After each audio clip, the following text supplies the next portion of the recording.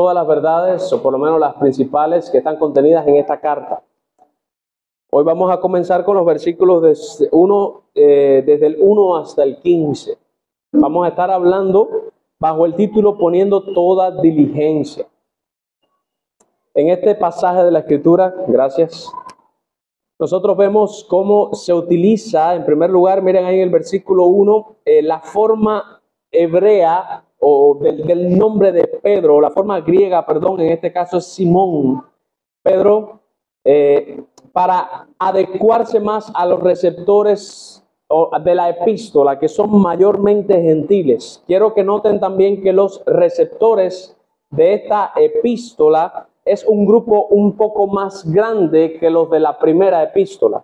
Porque aquí dice a los que habéis alcanzado. O sea, es una epístola universal. Todos los que en todas partes del mundo han alcanzado una fe igualmente preciosa que la nuestra. ¿Ok?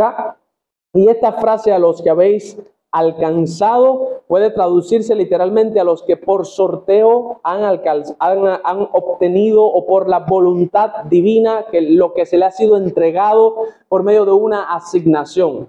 Básicamente está hablando de la soberanía de Dios en la salvación. Esta carta está dirigida obviamente a creyentes, pero a creyentes que están en todas partes del mundo. Por eso utiliza Simón el nombre, la forma griega de su nombre para adecuarse. Recuerden que en aquellos tiempos el idioma universal era el griego.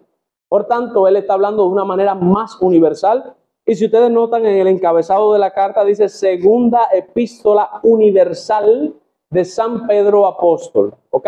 Es una epístola que está dirigida a todos los creyentes en todas partes del mundo. Él se está dirigiendo a todos los que hemos alcanzado por la justicia de nuestro Dios y Salvador Jesucristo una fe genuina y preciosa, igualifica que la fe genuina y preciosa que tuvo Pedro. ¿Ok? O sea, la carta es para todos nosotros.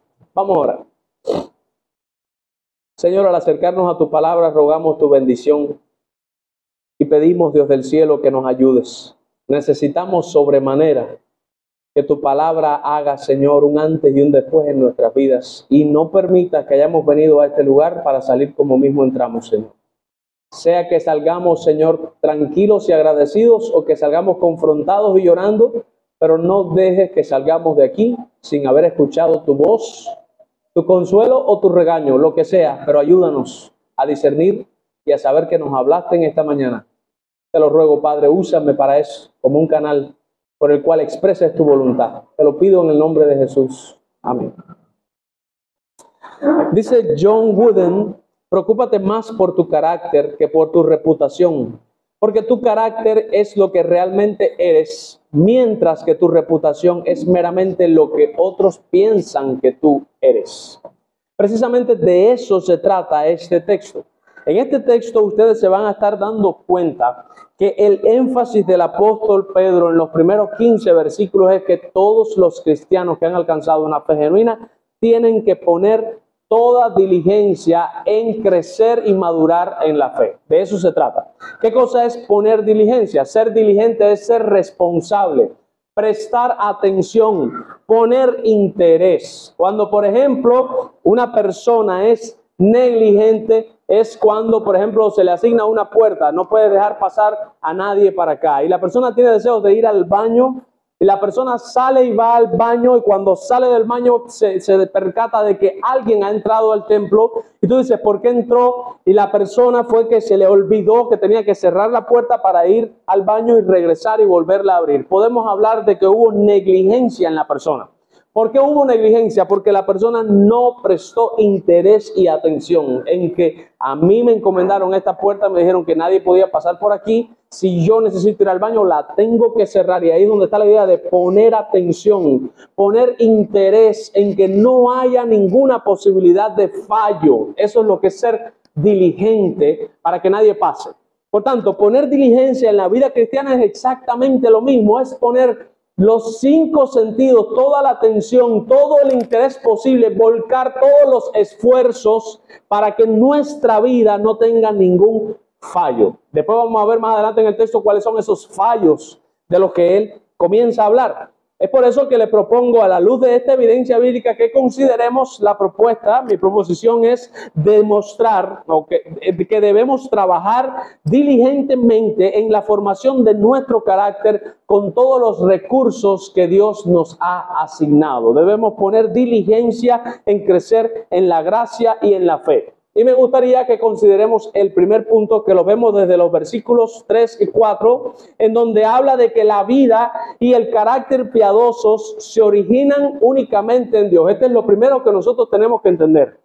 No puede haber una vida piadosa ni un carácter piadoso si Dios no se lo confiere a alguien. No es algo que se pueda fabricar, no es algo que uno pueda con ciertas reglas y ciertas normas lograr. Es simplemente, como dice el Salmo, si Jehová no edificare la casa, en vano trabajan los que la edifican, en vano vela la guardia si Jehová no es el que cuida la ciudad.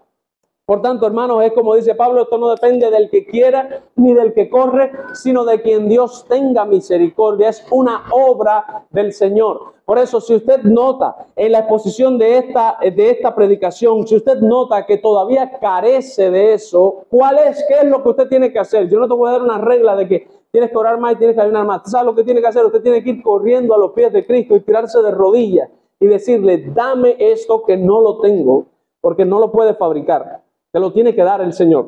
Pero la vida piadosa y el carácter piadoso Dios lo da. Voy a definir qué cosa es piadoso. Porque quizás creo que entienden lo que es piadoso y quizás hay personas que no entienden lo que es piadoso. Piadoso viene de una palabra que se llama pío. Está el pío y está el impío. In delante de una palabra siempre es no. Posible, imposible es que no es posible. Impío es que no es pío, pío es que es piadoso. ¿Qué cosa es piadoso? Cuando una persona es piadosa es cuando una persona está en una correcta relación de comunión y entrega a Dios. O sea, cuando decimos esta persona es piadosa, nos estamos refiriendo a que la persona es entregada, consagrada a Dios, una persona que vive en santidad, una persona que vive el cristianismo. Eso es ser piadoso. ¿Qué es una persona impía? Una persona que no está entregada, consagrada, rendida, humillada a los pies del maestro, sino que vive para su propia gloria, para sus propios deseos. Eso es una persona impía, no piadosa. ¿Ok? Por tanto, la vida piadosa o la vida consagrada es un regalo de Dios. Y el carácter piadoso también es un regalo de Dios. Y eso es lo que Pedro demuestra en los versículos 3 y 4. Vamos a leer. Dice, como todas las cosas que pertenecen a la vida, ¿qué cosa? ¿La vida cuál? La vida eterna, obviamente, y a la piedad, nos han sido dadas por su divino poder mediante el conocimiento de aquel que nos llamó por su gloria y excelencia, por medio de las cuales nos ha dado preciosas y grandísimas promesas, para que por ellas llegaseis a ser participantes de la naturaleza divina, habiendo huido de la corrupción que hay en el mundo y a causa de las concupiscencias. Vamos para allá. Vamos a desglosar esos dos versículos. Lo primero que quiero que noten en el versículo 3 es que todas las cosas que pertenecen a la vida eterna y que pertenecen a la piedad nos han sido dadas. Eso está en voz pasiva y está en voz pasiva perfectiva. Eso significa que fue una acción que ocurrió en el pasado y repercute hasta el presente. ¿Qué significa eso? Que si usted de verdad está en Cristo, en el mismo momento en que usted se convirtió, cuando usted de verdad creyó, en el momento en que Dios lo salvó, Dios, la salvación, para que usted entienda, es un paquete de muchas cosas que Dios te da. No es solamente que te salvó y ya no vas para el infierno, es que dentro de esa salvación va incluida la santificación, va incluida la piedad, va incluido muchas cosas, muchos cambios, va incluida la fe, va incluido el arrepentimiento, van incluidos los dones espirituales, van incluidos ministerios, va incluido todo. Es un paquete de muchas cosas. Pedro está diciendo aquí que todas las cosas que pertenecen a la vida eterna ya nos la dieron en el momento de la salvación, obviamente. Lo primero que quiero que noten es que si tú eres salvo, ya lo tienes. ¿Ok? Está ahí. La pregunta es qué vamos a hacer con eso que está ahí, y eso es lo que voy a responder después. Dice que nos han sido dadas mediante el conocimiento, o sea, por su divino poder. Se dan cuenta que es el poder de Dios, dunamis, es la idea, potencia, fuerza de Dios. Nos ha sido dado eso mediante el conocimiento de aquel, o sea, viene mediante conocer a Cristo. ¿Ok? que nos llamó por su gloria y excelencia, y por medio de las cuales nos ha dado preciosas y grandísimas promesas. Pregunta inductiva: ¿a quién le ha dado esas preciosas y grandísimas promesas? Respuesta: a los mismos que ya les ha sido dado todas las cosas que pertenecen a la vida y a la piedad, para que por ellas llegases a ser, y miren esta frase, participantes de la naturaleza divina. ¿En qué sentido participantes de la naturaleza divina? La pregunta es la siguiente: nosotros podemos hablar de que nosotros somos un microdios o que somos un diosito, por así decirlo. Se lo digo intencionalmente porque Cash Luna tiene una especie de predicación, un corto, en donde él enseñó en su iglesia que nosotros somos pequeños dioses. Está Dios, y como somos hechos a imagen y semejanza, torciendo textos de la Biblia, como somos hechos a imagen y semejanza de Dios, pues somos pequeños dioses. Y saca textos de contexto, fuera de contexto, de proverbios, de los salmos, y por eso él dice que podemos decretar, porque Dios también lo puede hacer, y por eso dice que, y empieza a sacar textos fuera de contexto. La pregunta es: ¿eso está correcto? Nosotros podemos ser unos pequeños dioses, y máxime que aquí el texto está diciendo que hemos sido participantes de la naturaleza divina. ¿Qué cosa es tener esa naturaleza divina? Bueno, lo primero que quiero que noten es que no se refiere a la esencia de Dios. Dios no ha compartido con nosotros su esencia. Recuerden, vamos a repasar la Trinidad. Dios coexiste en tres distintas personas: el Padre, el Hijo y el Espíritu Santo. El Padre no es el Hijo no es el Padre, el Hijo no es el Espíritu no es el Hijo, ni es el Padre, ni el Padre es el Espíritu. Sin embargo, esas tres personas totalmente distintas e independientes dependen la una de las otras porque comparten la misma sustancia. Una sola sustancia y una sola esencia, que es lo que es Dios como tal. Cuando dice aquí Pedro que nosotros hemos sido participantes de la naturaleza divina, no se está refiriendo a que Dios nos ha compartido la esencia de Él, porque si no, literalmente Dios dejaría de ser trino y tendría que ser millorino, porque serían miles de millones de personas en el mundo entero que tendrían la misma esencia de Dios. No, eso es imposible. A lo que se está refiriendo es que Él ha compartido con nosotros su santidad, su virtud, muchos de sus atributos que son transferibles, como por ejemplo el amor, la misericordia, la gracia del Señor. Él nos ha dado grandísimas promesas y su virtud se hace preciosa en nosotros al compartir el parte de los elementos del carácter de Él, no la esencia de Él. No sé si me entienden. Él comparte cosas de Él, pero no la esencia de Él. O sea, obviamente la Biblia dice que en la regeneración somos hechos semejantes a Cristo, un nuevo hombre formado a la imagen de Cristo. Entonces, hermanos, Dios nos ha hecho participantes de su naturaleza divina, no de la esencia, sino de atributos y virtudes de Dios. Él nos las ha comunicado. Para que usted entienda, Dios me ha dado amor. Dios me ha dado virtudes como por ejemplo perdón. Dios me ha dado la capacidad de tener misericordia. Dios me ha dado la capacidad de ser veraz. Dios me ha dado la capacidad de tener compasión. Son virtudes que son de Él y Él las pone en ese paquete de todas las cosas que pertenecen a la vida de la piedad y se la da a los suyos. Miren cómo decía Juan Calvino, como él definía la piedad. Y quiero que presten mucha atención a esta frase de Calvino. Calvino decía: yo llamo piedad a una reverencia unida, fíjense, reverencia unida a el amor de Dios que el conocimiento produce. Vamos para allá. Calvino decía: para mí piedad es una reverencia junto con un amor que se le tiene a Dios, y tanto la reverencia como el amor que se le tiene a Dios la produce conocer a Dios. Esa es la piedad. O sea, aquí es donde viene. Lo primero para ser piadoso es conocer a Dios.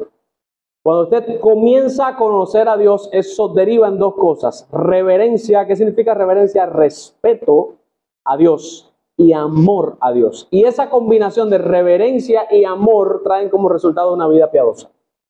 Es obvio. Vamos allá. Vamos al conocimiento incluso intelectual. Usted comienza a estudiar acerca de Dios y usted estudia la justicia de Dios, cómo es el infierno, por qué Dios lo creó, qué va a pasar ahí. Cuando usted entiende verdades como la justicia de Dios, eso va a traer como resultado una profunda reverencia, un respeto muy grande a Dios. Cuando usted entiende mandamientos como no tomarás el nombre de Jehová tu Dios en vano, porque Dios no tendrá por inocente a todo aquel que tome su nombre en vano. Usted comienza a temerle y a respetar a Dios. Cuando usted comienza a estudiar textos en los cuales la Biblia dice que todos aquellos que han tomado la cena indignamente, en la iglesia de los Corintios, muchos se enfermaron, otros se debilitaron y otros durmieron. Ahí usted comienza a tener un poquito de reverencia y cuidarse. Cuando usted lee textos de Usa poniendo la mano en el arca del pacto para que no cayera y Usa caer muerto en la presencia del Señor, usted comienza a temer al Señor. Y cuando usted sigue estudiando a Dios y, por ejemplo, entiende el Evangelio, cómo Dios nos salvó de Él mismo, cómo Dios envió a su Hijo y puso a Cristo en el medio. A mí me gusta la ilustración del tren. Básicamente nosotros estábamos en la línea amarrados y venía un tren con una locomotora soviética vieja de esa, de la que pesa 300 toneladas para arriba de nosotros, y vino Cristo y nos zafa y nos sacó del medio y se puso Él y la locomotora arrolló y atropelló a Cristo y nosotros quedamos ilesos. Ese es el Evangelio. Cristo se metió en el medio y cogió Él toda la ira de la locomotora de Dios sobre Él para que nosotros tuviésemos vida eterna. Cuando tú entiendes eso, ¿qué va a generar eso en ti? Obviamente un profundo agradecimiento y un gran amor hacia Dios.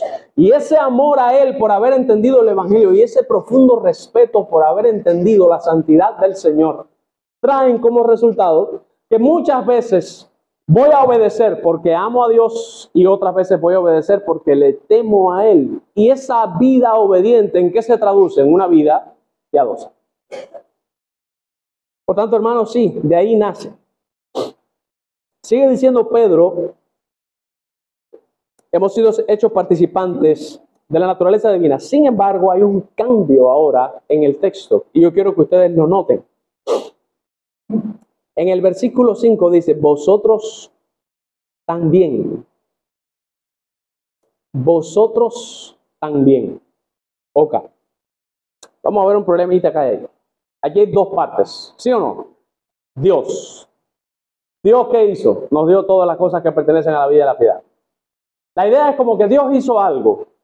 La segunda pregunta, bueno, ok, ese es Dios. Yo. ¿Hay algo que tengo que hacer? Y dice Pedro, sí. Miren el versículo 5, ustedes también. ¿También qué? Dice que ustedes también poniendo toda diligencia por esto mismo. Vamos a parafrasear el texto para entender. Ustedes poniendo mucho interés y poniendo esfuerzo por esto mismo. ¿Qué cosa es por esto mismo? Por esto mismo que les acabé de decir. La idea es como que Dios puso mucho interés y mucha diligencia para que tú pudieras tener una vida piadosa y un carácter consagrado. ¿Ya? Tú también haz igualito que Él. Pon mucha diligencia como mismo hizo Él. Y tú también tienes que hacer algo. Noten cómo ahora pasa de un monergismo a un sinergismo. Y tenemos que estar claros. No me estoy refiriendo a la salvación. En los versículos 3 y 4 habló de la salvación, la vida eterna y la piedad. Todo fue monergismo. Es Dios el que lo hizo absolutamente todo. Dios fue el que te salvó. Sin embargo, cada vez que la Biblia se va a referir a la santificación, no lo deja en una cuestión monergista. Lo pone en una sinergia. Vamos a explicar porque hay visitas aquí. ¿Qué cosa es monergismo y qué cosa es sinergismo? Mono significa uno. Sinergia viene de dos partes o más. O sea, una acción monergista es cuando una sola parte hace la acción y la otra se queda pasiva. Imagínense un hombre frente a otro hombre y los dos con un key en la mano y viene uno de los dos y le hace ¡pah! Y le pone el key en la cara. El que tiró el key fue activo. Él actuó. El que no tiró el key se quedó pasivo y el key cayó sobre él y él fue embarrado de key y él no hizo absolutamente nada para que lo embarraran. ¿Ya? Eso es una acción monergista. Porque hubo alguien que se quedó quieto y no hizo nada. Eso fue la salvación. Dios me salvó y yo no cooperé en nada en la salvación. No fue que me salvó porque Él sabía que yo iba a ser bueno y porque yo sabía que yo no era tan malo como el resto de las personas. No, el que crea eso no ha entendido el Evangelio. Dios me salvó porque quiso salvarme y no me merecía la salvación. Ni el más bueno de nosotros se la merecía. Yo me quedé pasivo, no hice nada. Dios me resucitó, Dios me dio vida eterna, me dio fe, me dio arrepentimiento, me trajo hasta aquí, me hizo creer, me puso en el ministerio, no hice nada. Me quedé ahí, pasivo. Sin embargo, cuando llega el momento de la santificación, que la santificación es un proceso en el cual los creyentes entran una vez que son salvados. Es un proceso de ir dejando pecados e ir abrazando virtudes. Ese es el proceso de la santificación. Suelto cosas que a Dios no le gustan y agarro cosas que Dios quiere que yo haga. Voy soltando y voy agarrando. Voy soltando y voy agarrando. La Biblia siempre pone ese proceso de santificación en una sinergia. Yo personalmente considero que el proceso de santificación es una sinergia monergista. Y ese es mi concepto personal y lo voy a aclarar. Yo creo que es una sinergia, fíjense, yo creo que yo trabajo junto con Dios en la santificación mía.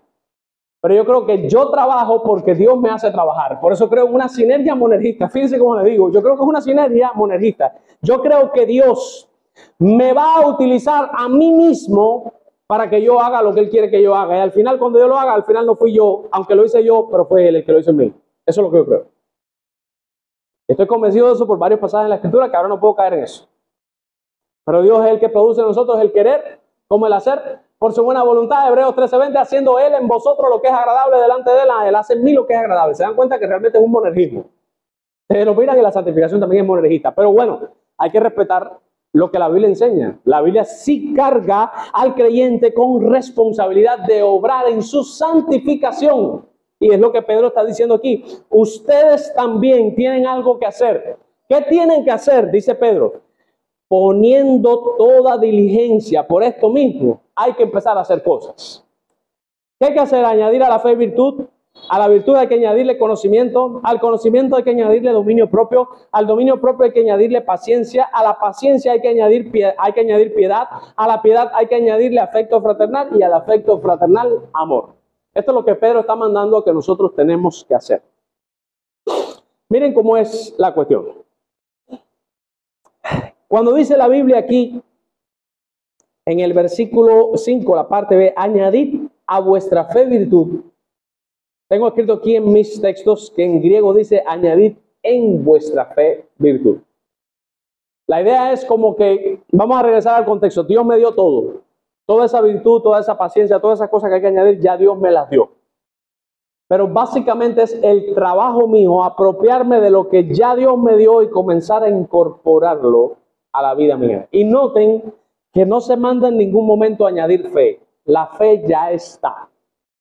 O sea, tú en la fe comienzas a incorporar cosas. Pero la fe ya te la dieron. Esa sí es pasiva, ahí tú no haces nada. Ya está la fe. Cuando comienzas a incorporar en la fe virtud. La virtud tiene que ver con una excelencia, tiene que ver con un grado mayor de entrega, vamos a decirlo así.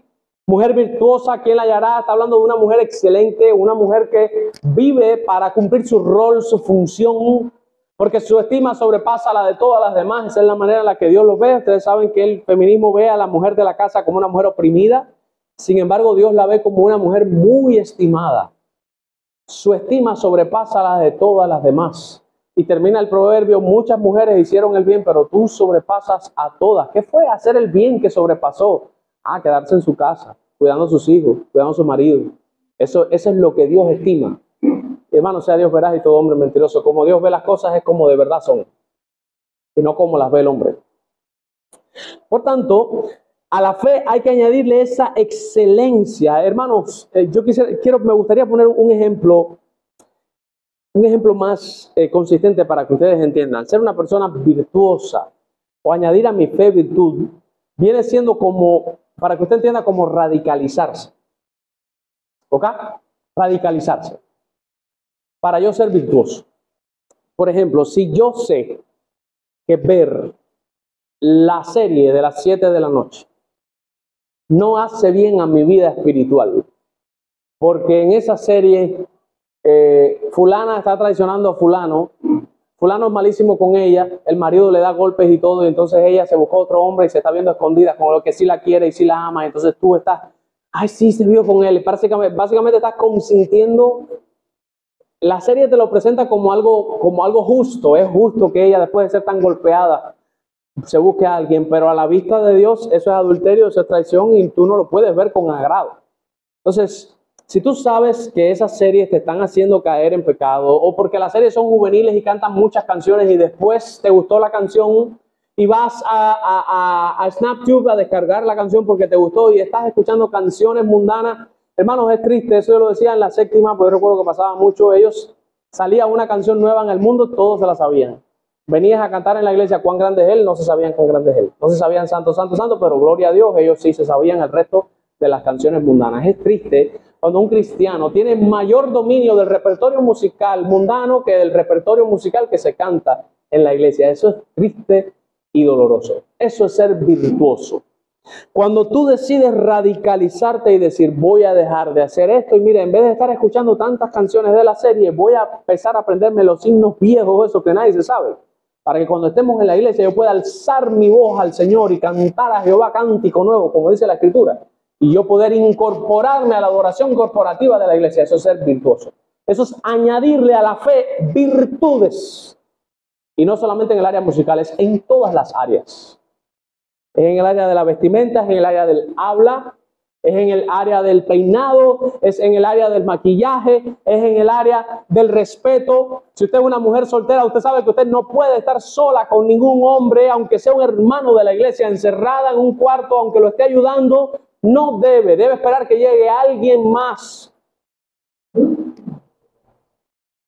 Eso es añadir virtud. A la virtud se le añade conocimiento. Y aquí, bueno, creo que ahí no hay mucho que explicar. El cristiano no puede ser igual que los carismáticos que desechan el conocimiento y por eso es que ellos no saben ni dónde están parados. No, el carismatismo no es parte del verdadero cristianismo. El verdadero cristianismo es un cristianismo intelectual, estudioso, un cristianismo que se encarga de crecer en el conocimiento también. Al conocimiento se le debe añadir dominio propio. ¿Qué es el dominio propio? Es la capacidad de decirte no a ti mismo y controlarte a ti mismo. Hermanos, eso es difícil, pero eso se cultiva y se aprende. Eso se cultiva y se aprende. Y les voy a poner un ejemplo mío personal. Cuando yo comencé como tal y como misionero, que me ponen en la sexta iglesia bautista de Ciego de Ávila, que no era la sexta cuando era una misión, me ponen frente a la misión. Yo tenía solamente 22 años, estaba extremadamente flaco, sin estar casado ni nada. Eso trajo como resultado que una de las primeras veces, una de las hermanas de la iglesia me dijo, tú pudieras ser mi nieto. Básicamente me menospreciaban en toda la iglesia. No me decían pastor, no me respetaban, era llanito lo que me decían. Y yo tuve que pasar muchas cosas, pero uno de mis grandes problemas era que yo no tenía carácter. Para mí era muy difícil llamar a alguien y decirle eso que estás haciendo y confrontar a la persona, hermano, se lo digo, era una barrera muy grande para mí. Ustedes me ven ahora que es al revés, que me tengo que frenar porque si no me pongo a pelear desde el púlpito. No, en aquel entonces no, nada. Ahí acababan y yo era incapaz de decirle nada a nadie porque me daba terror. No tenía carácter para llamar a nadie y decirle, oye, ¿y esto qué? Aquello, y pasaban 20,000 cosas en la iglesia y yo, mira, haciéndome el de la vista gorda, porque no tenía carácter. Hasta que obviamente Dios trató conmigo y yo dije, a ver, si yo quiero ser pastor, yo no puedo tener esta debilidad en el carácter. Yo tengo que empezar a llamar a la gente y decirle, eso está mal, y y hermano, te lo digo de todo corazón. Tuve que romper ese hielo y empezar desde cero por la primera vez. La primera vez me temblaron hasta las piernas, pero llamé a la persona. Y así, hasta que logré incorporar eso, a tal punto que ahora a veces lo que tengo que atajarme porque ya quiero automáticamente... Ya quiero llamar. Y no, a veces tengo que hacerme ahora, bueno, ahora voy a hacerme de la vista gorda, dejar que eso pase. Pero es un ejemplo de dominio propio. Para mí era muy difícil dominarme y hacer algo que era justo y correcto. Para que ustedes tengan una idea, la iglesia era un parqueo. Y ahí se guardaban muchísimas motorinas. Y muchas veces llegábamos a la escuela dominical y estaban todas las motorinas metidas dentro de la iglesia. Y había que esperar que llegara una hermana de la iglesia que la sacara y con toda la iglesia llena de tierra, empezar a dar culto. Esa hermana cuando llovía cogía toda su ropa y la ponía sobre los bancos de la iglesia y encendía los ventiladores de la iglesia y muchas veces había culto y estaba en la iglesia la ropa. Y este que está aquí, mira, con un terror inmenso, no la llamaba, una mujer, y yo no la llamaba, le tenía miedo a ella. Hasta que yo caí, yo dije, no.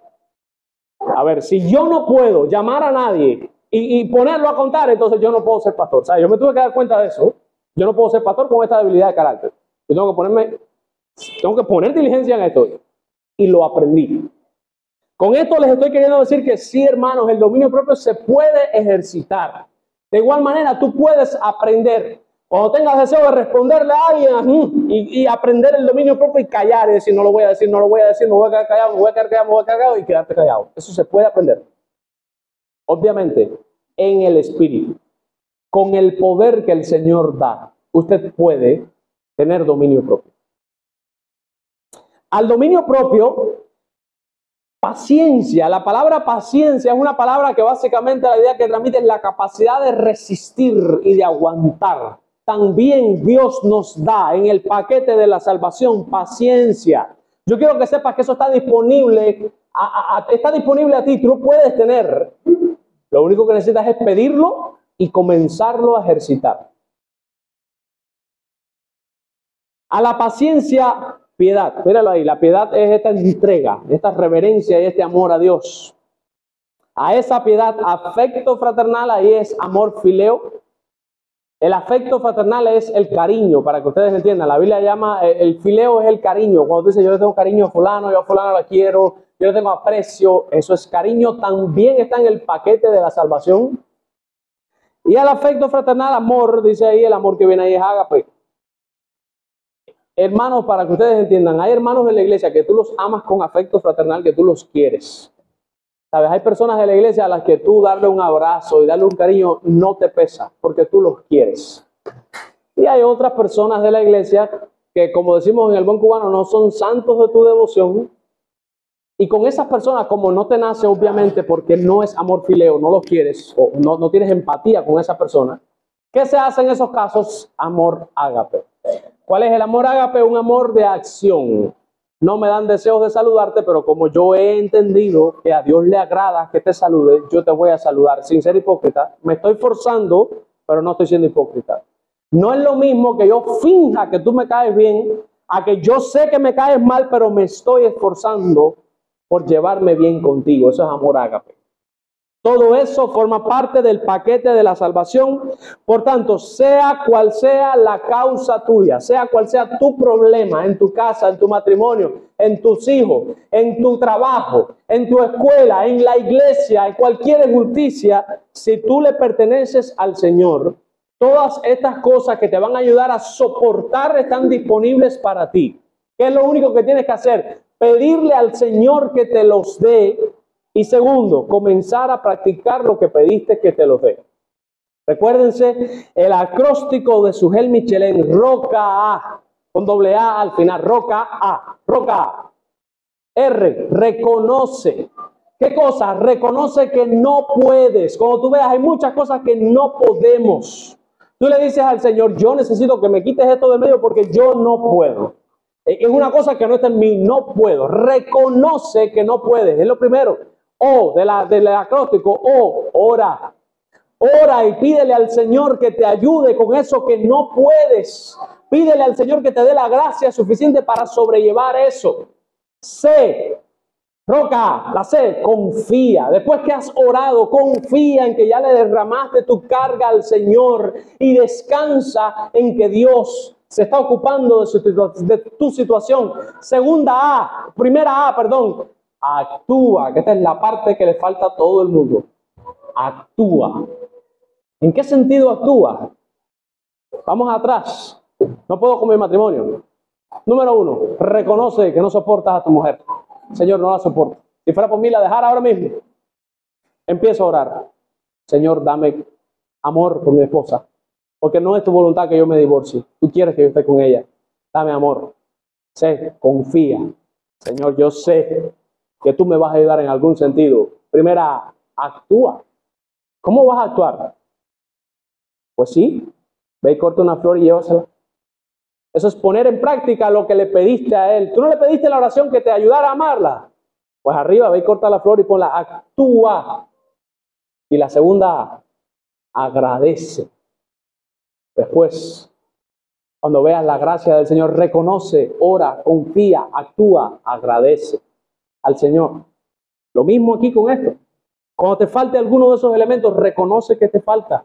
Ora al Señor para que te lo dé. Confía en que el Señor te lo dará. Actúa y trata de poner en acción lo que tú sabes que te falta. Y cuando lo logres hacer, agradece al Señor que por su gracia lo conseguiste.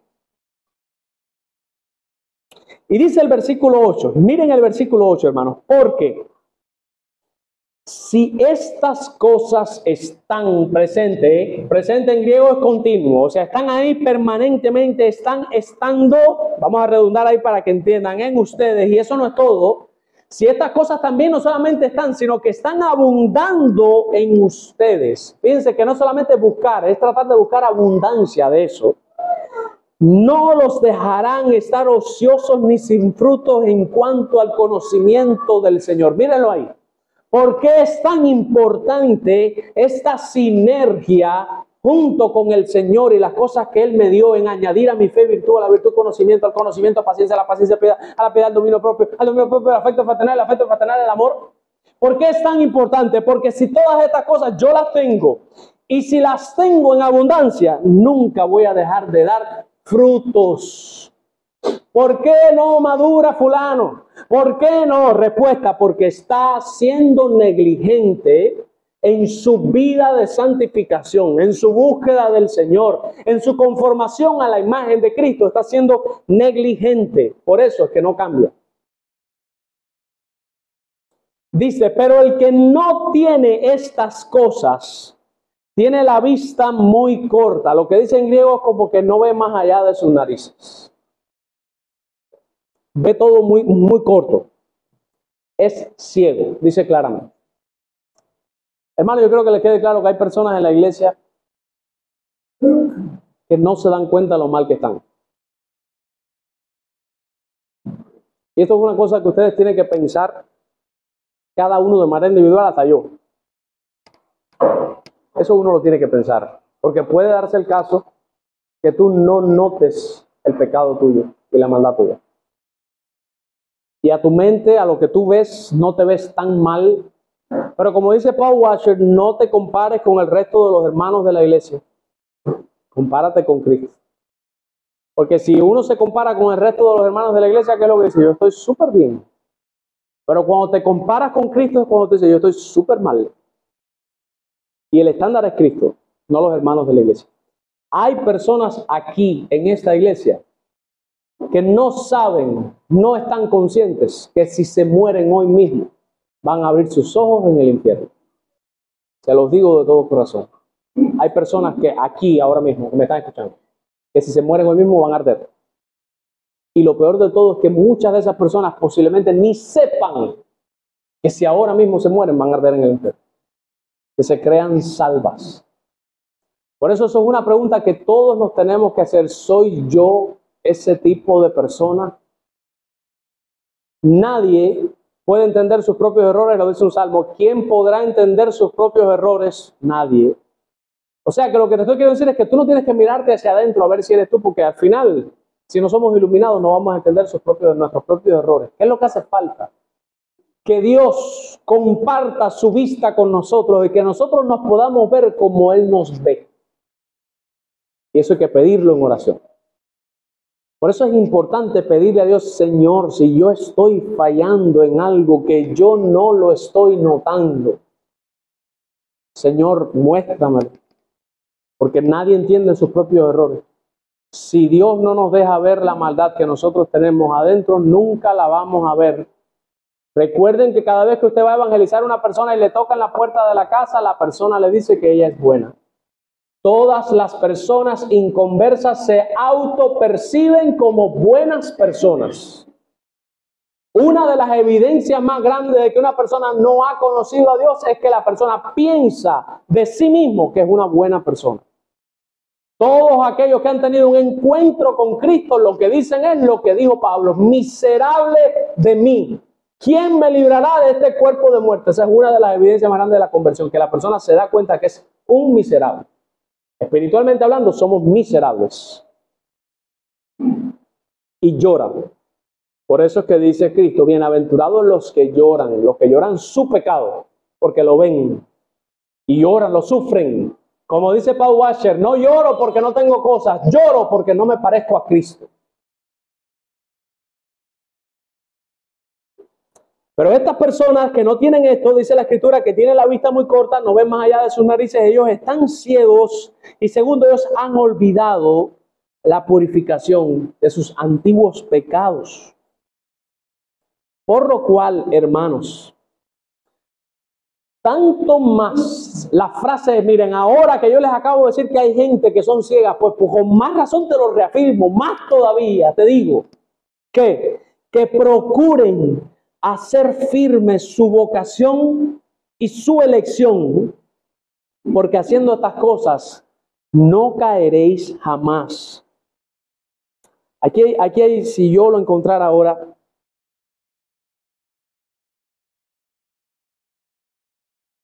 déjame un segundo aquí a ver si yo lo aquí. La Nueva Traducción Viviente traduce este texto más entendible cuando dice, por tanto, procuren hacer firme vuestra vocación y elección. Miren cómo traduce la Nueva Traducción Viviente. Por tanto, esfuércense por comprobar si realmente forman parte de aquellos que Dios ha llamado y ha elegido.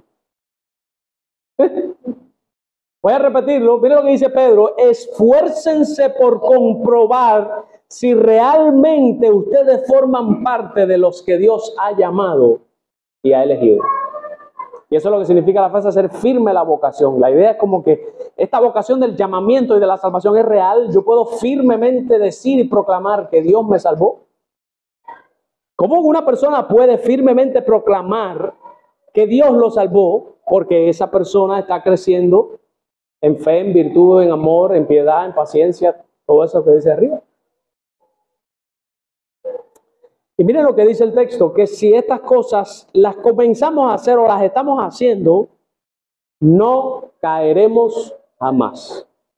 Y noten que obviamente es una acción continua, es una guerra diaria de todos los días perseverando en esto. A eso es a lo que se refirió Cristo cuando dijo, bienaventurados los que entran por la puerta estrecha, porque angosto y difícil es el camino que lleva a la vida eterna. El que pensó que el cristianismo era que Dios te va a resolver todos tus problemas y que Dios es el genio de la lámpara, que tú lo frotas, necesito esto, yo declaro que estoy sano, hermano, se equivocó. El cristianismo es un camino sufrido, es un camino angosto, estrecho. La palabra que se utiliza ahí da la idea de un camino tan estrecho que caben uno a la vez. No puedes irte en grupos. Eres tú solito caminando por ese camino. No puedes llevarte a nadie contigo. Por más que ames a tu hermano, por más que ames a tu hermana, por más que ames a tus hijos, si tu hijo no entra por la misma puerta que entraste tú, se queda tu hijo y arde en el infierno y te salvas tú. Y no te lo puedes llevar contigo. Es un camino individual, solo, personal. Nadie te puede ayudar y tú no puedes ayudar a nadie tampoco. Tú puedes exhortarlo, puedes animarlo, puedes hablarle, pero el que tiene que atravesar la puerta es la persona, no tú. Y tiene que perseverar en ese camino. Dice, porque de esta manera, ¿de cuál manera? Haciendo todas estas cosas que él dijo anteriormente, les será otorgada una amplia y generosa entrada en el reino eterno de nuestro Señor y Salvador Jesucristo. Pregunta, ¿usted quiere que el día en que usted se muera, usted no tenga ni la más mínima duda de que va a abrirse una puerta inmensa de grande, que tú vas a caber y te va a sobrar espacio? Sin duda de ningún tipo. Pedro te lo está diciendo. Si tú haces todas estas cosas que él te está diciendo anteriormente, tú puedes tener la certeza de que te será otorgada una amplia y generosa entrada. Prácticamente lo que está diciendo es al seguro. Al seguro. Tú quieres no tener duda de nada. Tú quieres ir al seguro. Ocúpate con diligencia en todas estas cosas que están aquí y te será otorgada una amplia y generosa entrada en el reino eterno de nuestro Señor y Salvador Jesucristo. Y él dice, por esto, ¿sabe? Ya que yo sé que esta es la manera en la que entren así al seguro, yo no dejaré de recordarles siempre estas cosas. Siempre se los voy a recordar. Aunque ustedes la sepan y estén confirmados en la verdad presente. Uno de los ataques del movimiento carismático siempre al movimiento conservador es que dicen que los conservadores no cambiamos. Ustedes saben el cuento del bombillo, que viene el bombillo y vienen unos metodistas y van a cambiar el bombillo. Y cuando van a cambiar el bombillo, dice, espérate un segundo, y tienen que abrir los manuales y ponerse a meditar a ver cómo van a cambiar el bombillo. Vienen los pentecostales que van a cambiar el bombillo. Es 1 para cambiar el bombillo, 20 para reprender y atar a todo demonio de cortocircuito. Y vienen los bautistas y le dicen que cambien el bombillo y le dicen, ¿cambiar? Porque cambiar el bombillo, no, aquí no se cambia nada. ¿Sabes? Un cuento que básicamente lo que ilustra la idea es que los bautistas somos muy monótonos y no cambiamos, y es lo mismo con lo mismo, y dale, y seguimos con los mismos signos hace 200 años y no queremos cambiar nada, y es la misma liturgia siempre y no queremos. Ellos se burlan de nosotros por eso. Ellos dicen que nosotros nunca cambiamos. Bueno, hermanos, Pedro parece que era bautista, porque en el versículo 12, miren en la mentalidad bautista de Pedro, como Pedro dice, por esto, yo no voy a dejar de recordaros siempre estas cosas, aunque ya yo sé que ustedes se las saben. ¿Qué está diciendo Pedro? No voy a cambiar en absoluto el mensaje, voy a seguir diciendo lo mismo. Y cuando vuelvo a parar el domingo que viene, el mismo evangelio que prediqué en la predicación pasada al final, este domingo de nuevo, cuando termine la predicación, viene de nuevo. Y el mismo llamado que hice el domingo pasado, arrepiéntete y cree, este domingo viene de nuevo, arrepiéntete y cree. Y dice Pedro, y no lo voy a dejar de hacer, aunque yo sé que ustedes se lo saben, no lo voy a dejar de hacer.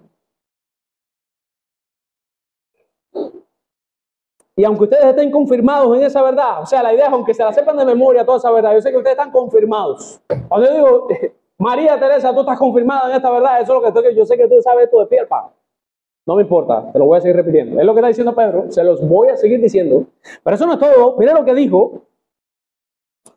Dice, pues tengo por justo, en tanto que estoy en este cuerpo, el despertaros con amonestación. ¿Qué está diciendo Pedro? Que recordando esas mismas cosas constantemente, sin cambiar nada, él despierta a la gente que está dormida por medio de una amonestación. Los despierta para que se salven, obviamente. Sabiendo que en breve debo abandonar el cuerpo como nuestro Señor Jesucristo me lo ha declarado. Dios le reveló que iba a morir. ¿Y qué dice él? Bueno, ya yo me voy. Cuando yo me muera, bueno, recuerden lo que les enseñé. No, miren lo que hace Pedro. También yo procuraré con diligencia. Y miren, otro también. Dios puso diligencia en darle a ustedes todas las cosas. Ustedes también pongan diligencia en hacer las cosas que Dios quiere. Y yo también voy a poner diligencia en qué. En que cuando yo me muera, que ya lo dijo, Dios se lo reveló, se va a morir Pedro. Que cuando a mí me maten, que es lo que dice la tradición, yo voy a procurar con diligencia que después de mi partida, ustedes podáis en todo momento tener memoria de estas cosas. La idea es que me voy a encargar de buscar un sustituto mío que siga igualito que yo, arriba, esto, lo mismo, todos los días, lo mismo. Me voy a encargar de que haya siempre alguien que les recuerde las mismas cosas. Por tanto, hermanos, miren la importancia de la doctrina, la importancia de la repetición. Yo no sé si ustedes saben que en la enseñanza la repetición es sumamente importante.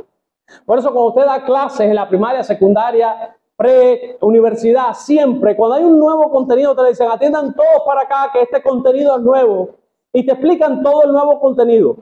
Y después te pasas 2 o 3 semanas que ponen fecha, 10 de septiembre de no sé qué año, asunto, 2 puntos, ejercitación. ¿Qué significa ejercitación? Es lo mismo, sigo repasando, eso se llama repetición. Repetición. Como dice el dicho, tanto va el cántaro a la fuente hasta que se rompe. Tantas veces te lo repito que tiene que llegar un momento en que te lo tienes que saber. Sumamente importante. Hermanos, hablando de nuevo acerca de la vista, aquellos que tienen la vista corta y no se dan cuenta de su necesidad porque están en la iglesia, porque llevan años de la iglesia, porque están confiados. Les voy a leer el mismo pensamiento que les leí el 20 de febrero del 2022, cuando vine aquí por primera vez y prediqué por primera vez y después ustedes votaron por mí y me eligieron. Los que estuvieron aquí recuerdan que en medio de mi predicación yo leí esta cita de Spurgeon que dice, Casi salvo es perdido del todo.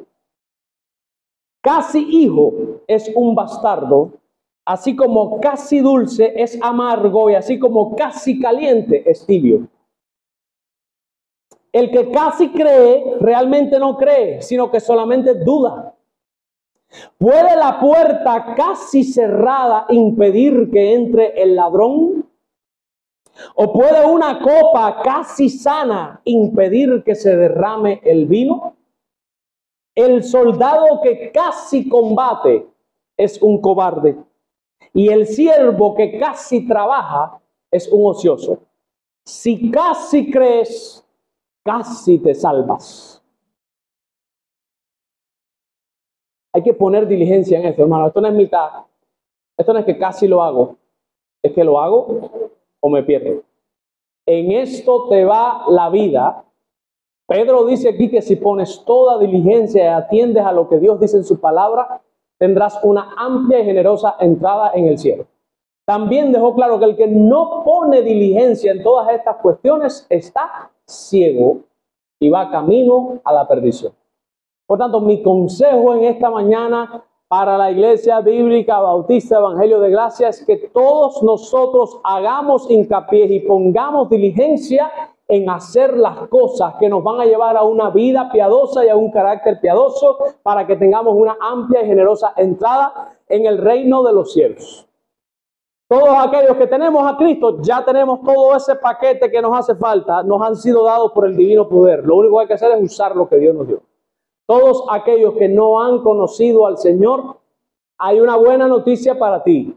Dios ha prometido en su palabra que todos aquellos que crean y que se arrepientan, Él les va a dar ese paquete de cosas que necesitas poner en práctica para tener una amplia y generosa entrada. Que es lo único que pide el Señor. Que te crea, que creas que Cristo murió en lugar tuyo y pagó tu culpa. Que deposites toda tu confianza en que la única vía de escape y el único salvoconducto que tienes para librarte de la ira de Dios es que Cristo se ponga en el medio y Cristo coja la ira que tienes que coger tú. La única manera en la que eso ocurre es que tú confíes en que Él te quiere salvar. Y no solamente en que Él te quiere salvar, es que tú confíes en que Él pagó por tus pecados en la cruz del Calvario. Tú tienes que tener la certeza en tu mente de que cuando Cristo se estaba desangrando en la cruz del Calvario, se estaba desangrando no por Janior, no por Malú, por ti, pon tu nombre ahí, por mí. La sangre de Él se derramó por mí. Yo confío que ese es el único salvoconducto que tengo para librarme de la ira venidera. ¿Qué tienes que hacer? Arrepentirte. Tienes que tirarte en oración y pedirle perdón al Señor por todos tus pecados, confesárselo y pedirle perdón por todos aquellos que ni te acuerdas que hiciste. Y pedirle al Señor que aplique la salvación de Él en ti. Señor, aplícame. Yo quiero eso que tú estás ofreciendo. Tienes que comunicárselo y pedirle a Dios que te salve. Y después que ores, como dice el acróstico, confía, levántate de esa oración confiando en que si fuiste genuino y lo hiciste de corazón, Dios te ha salvado y tienes vida eterna. De ahora en adelante lo único que te resta es hacer lo que Dios quiere que hagas para que tengas una amplia y generosa entrada en el reino de los cielos. Si por el contrario, después de haber escuchado la exhortación y la amonestación del Señor en esta mañana, endureces tu corazón y rehusas a hacer la voluntad del Señor, lo único que resta para ti es una horrenda expectación de juicio.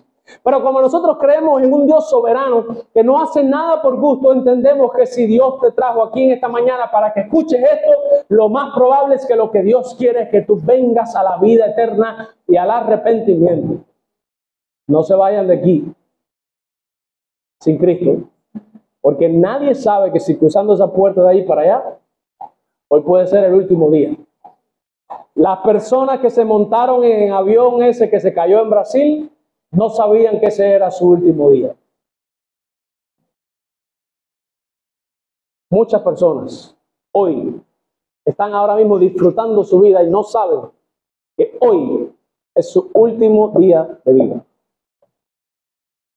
Tanto cree en Cristo y arrepiéntete de tus pecados.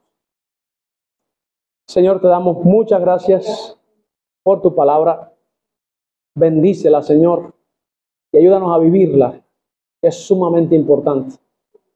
Trae salvación, Señor, y glorifícate. Te lo pedimos en el nombre de tu Hijo. Amén. Vamos a darle lugar a Malú para continuar con el devoción.